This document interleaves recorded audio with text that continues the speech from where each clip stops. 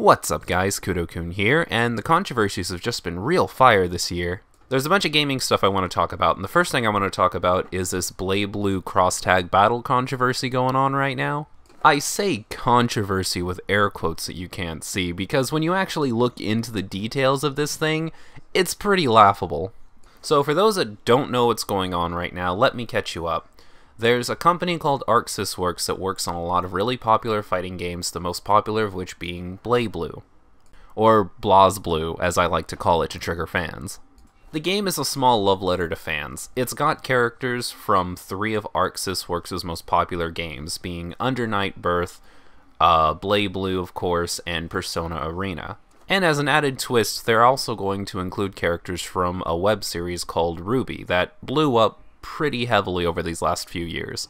When they announced this thing, a lot of us couldn't even believe it was real, because it's just such a bizarre concept, but a lot of people are excited for it, and I have to admit, I'm looking forward to it too. This week, some information was released that the base game will have 20 unlocked characters from the beginning, and over the course of the year they will release 20 more characters as DLC. Admittedly, these are pretty extreme numbers. 20 base, 20 DLC means that exactly half of the characters on the roster are going to be locked behind some sort of paywall. I'd like to believe in my heart of hearts that some of these characters will be free, but let's be completely honest with ourselves. In a fan service game like this, they are definitely not going to give anything for free. Now, I'd like to explain that I understand exactly why people are so skittish and people are reacting the way they are. Game companies have been screwing us over with DLC more and more over the years, to the point where now we will have exactly half of a roster unlocked and have to pay for the other half of the roster after the game is released. Arxis Works is also legendary for overpricing their DLC. Ah, would you look at that? BlazBlue got itself a new character. Kokonoe, she's adorable. So Arxis, how much to add Kokonoe to my collection? Oh, it's $8. For one character. Well, it's a good thing they released this on April 1st, because that's the funniest joke I've heard all year. Now imagine this kind of price scaling spread over 20 characters. Oh, my wallet. Oh, it hurts. Ugh. What makes this worse is popular characters are definitely going to be used as bait to force people to buy the DLC. Joker, for example, will definitely be DLC. Don't you look me in the eyes and tell me that they're not going to use the popularity of Persona 5 to boost sales a little bit. He will be released, he will cost money, and we will buy him. They've already done this with poor RWBY. Blake Belladonna, one of the 4 main characters, has already been announced as being DLC. This one's extra sketchy, because we know that RWBY's not going to get as much of a spotlight as Arxis Works games characters are. In fact, a lot of us suspect that the 4 main characters of RWBY are going to be the only RWBY characters in the game. So taking the already small RWBY pool that we know they're going to pull from, and making that even smaller by making at least one of the main characters DLC is just a really weird move. Looking over the character selection screen, I'm happy to say that they might actually include 7 characters, which is great. But the question becomes, who are they actually going to pull? The 4 main characters, of course, are going to be playable characters, and then maybe characters from Team Juniper. And aside from that, I can imagine maybe Penny, Cinder, Crow, and maybe Mercury are going to be made into playable characters as well. And the problem there becomes, of course, they're going to be locked behind a paywall, and we'll have to pay to get them into the game later. It would be hella weird of them to release more RWBY characters that aren't in the main 4 and not have all 4 of the main 4. So it's starting to look like we're maybe only going to get 2 to 3 RWBY characters in the base game. It's all just a big kerfuffle right now. Everyone is on edge because these seem like pretty stupid business decisions. And here's my thing. A lot of people are making the argument that because the development team for this game is going to be so small, it's just going to be like a tiny sliver of Arxis Works' actual company base making this game, that we should have to pay more to cover the costs of these people taking the time to actually go and make this game for us. I am thankful to the small development team that's putting this together for us. I think it's really admirable that they're getting together to make something that fans never even dreamed could be possible. And I think that's really cool of them. I think it's great that they're going to continue working on the game after it's released. but you might want to get your sweater on, because I'm going to be a little bit cold here. In win-lose situations like this, where either the employees of a company get screwed, or customers that buy something that that company makes could get screwed, I am always on the side of the customer. It sucks that the team is so small. It's admirable that they're making this game for us and continuing to work on it after the game is released, but I don't think that customers should have to fit the bill for that. $60 is good. It's a good price for a game. I'm not going to pay you $80 because I feel sorry for you. $60 is fine. That's how much the product should cost. That's my mentality when it comes to games. I mean, I guess that's it, huh? ArcSys really screwed this one up. I guess nobody should support the game then.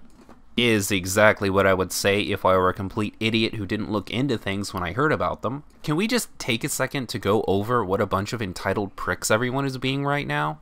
First of all, are we really just gonna gloss over the fact that 20 characters is actually a huge roster for an anime fighting game? You know how many characters were in BlazBlue when it first came out? 12. You remember how many were in the original Persona 4 Arena? I think like 13. And let's talk about Under Night for a second, which came out with a whopping, unprecedented 18 characters. The fact that this game is shipping with 20 characters is actually huge. It's way more than any other game that ArcSys Works normally ships with, unless the game is in a series that's been going on for a while. Sure, if you got into BlazBlue recently, then you might see a bigger roster and sort of be accustomed to having a bigger roster in an anime fighting game, but that hasn't always been the precedent. Games like Dengeki Bunko, Nitro Plus, Arcana Heart, all of these anime-inspired games usually come out with a roster of about 10 to 15 characters. 20 is way more than I thought they were going to include, and I'm really happy that the roster got up to 20 before the game's release. The problem isn't that they cut the roster in half to sell half to us later. The problem is that they announced that there were going to be 20 DLC fighters. If they had just told everybody that this game was going to release with 20 characters, then nobody would say anything. In fact, this game would probably be praised for how many characters it has on release. In fact, let's do something that a lot of these people didn't do. Let's actually go and read the article for ourselves to see exactly what's going on. Story time, everybody, get in close. Japan, meanwhile, will be receiving a limited edition version of Cross Tag Battle, which features an art book, an all-in-one download code, and acrylic standee in a swanky box. If importing is your thing, then you can grab it for 5,800 yen. The limited edition that includes a download code for all 40 characters is going to be 5,800 yen. Do you know how much that costs in dollars? That's about $50. So the limited edition that comes with all 40 characters is going to be $50, which means the base game is going to be less than that. Probably, if I had to guess, $40. I get that number from another anime game that's going to be released this year called Blade Strangers, which is also an anime fighting game that is also going to be released for $40. Oh, by the way, do you want to know what the roster looks like for Blade Strangers? It's going to be about 11 characters. You know, just half of the characters that you're going to be getting in Cross Tag Battle for the same price. Just half, you know. Do you know what this means? It means that the base game plus all the DLC might not even equal $60.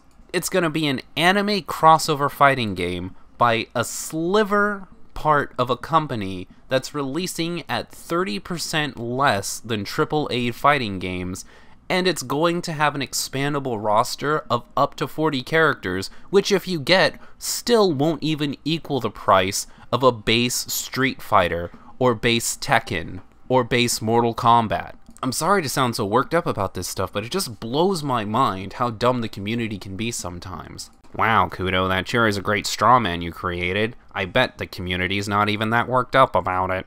Half the characters locked behind DLC? 50% of the roster as DLC? Forget that. No point in buying this unless they release a Compote edition down the road, and even then, meh.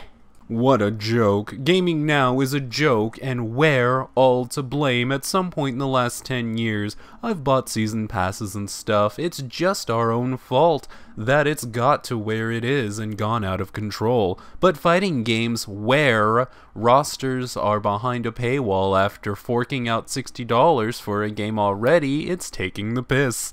I mean, during the PS3 era is mainly costumes, but now rosters is taking the piss. Wow, it's almost like you didn't even bother looking at the actual price to see that it's actually less than £60 for the game. And I thought developers learned the lesson with Street Fighter Cross Tekken.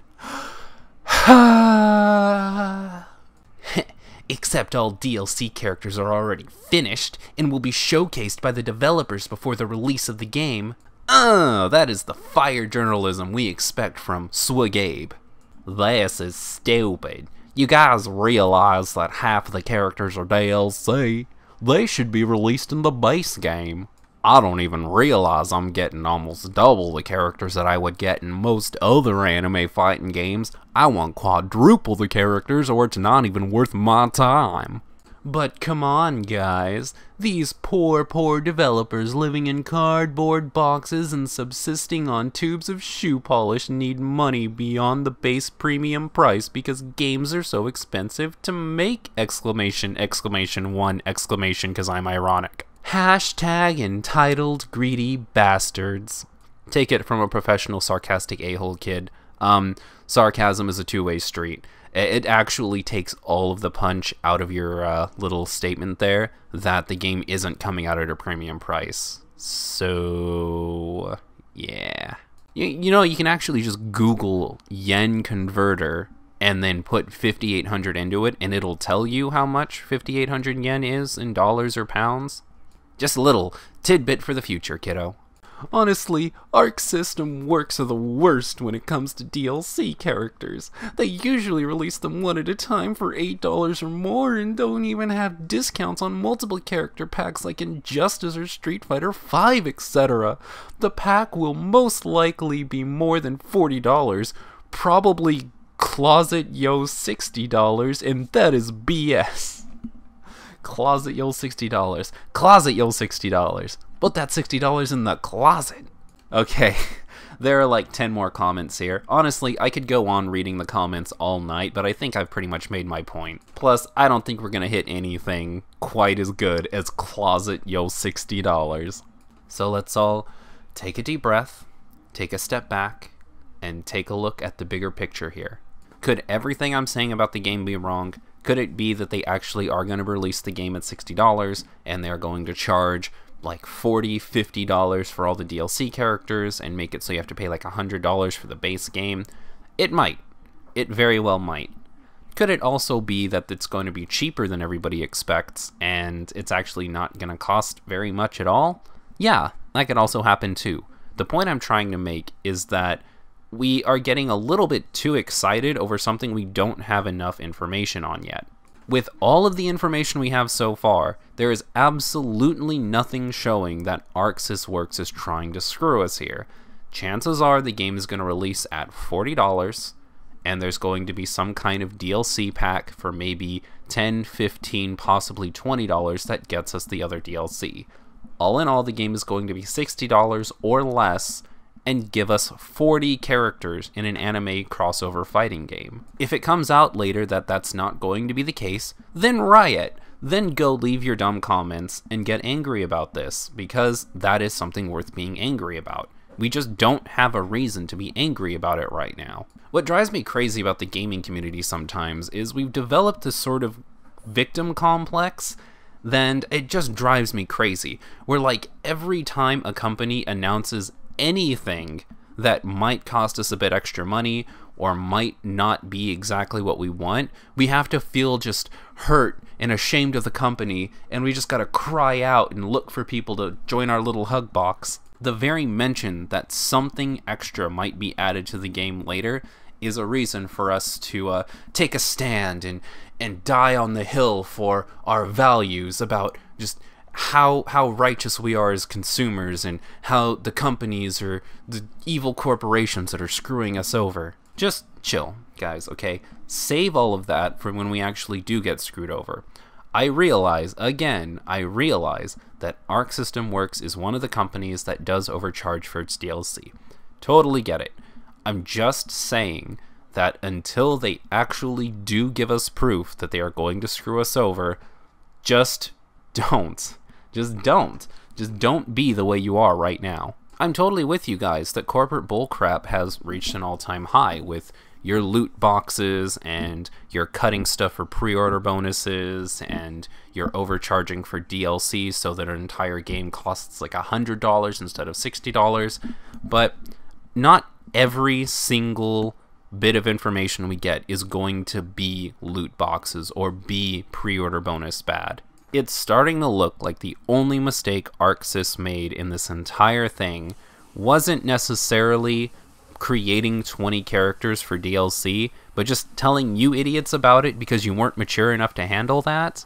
So instead of being excited about getting this awesome crossover game with 20 characters, pretty beefy roster, with characters from 3 of the best games ArcSys Works has ever made, plus characters from an online show that everybody loves, and then later also getting 20 more characters on top of that, everybody just lost their mind, and everybody just wanted to go on about how much they're personally being screwed by ArcSys Works. And the reason this is all bad is because if the well gets poisoned, if everybody just reads the fact that half of the characters are going to be DLC, instead of actually looking into this like they should be and seeing that we're actually getting a pretty good deal and that it's not anywhere near as bad as people are making it out to be, then a lot of people aren't going to buy this game, which means that the online community is going to be bare bones, and this game is already fighting for a lot